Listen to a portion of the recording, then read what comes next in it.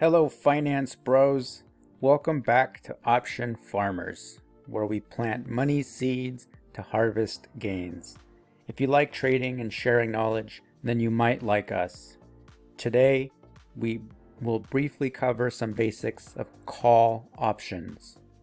What is a call option? A call option by definition is a right without the obligation to buy some underlying stock or asset. In reality, it's a bullish or an upside bet on a stock or underlying asset. As a buyer, if you buy a call, you want it to go up.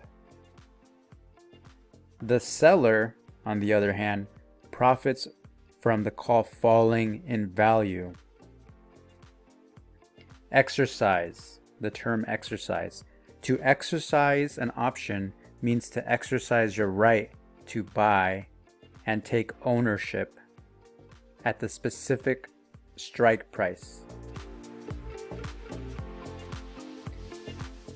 Options have a time component.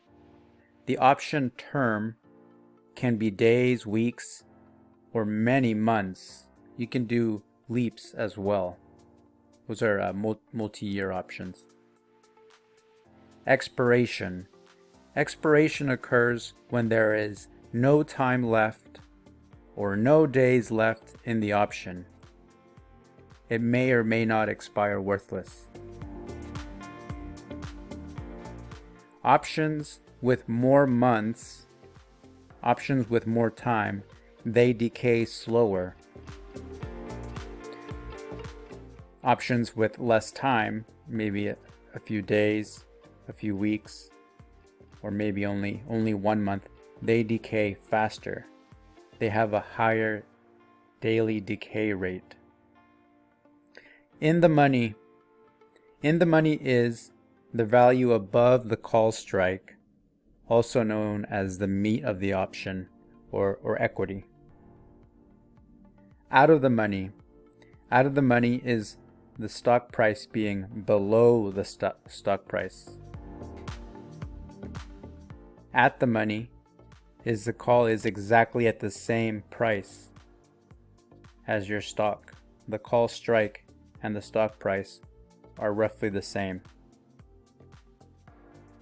And then some of my own best practice tips, in my opinion, from my own trading, is that buying deep in the money and with over 6 months to a year, usually they perform best.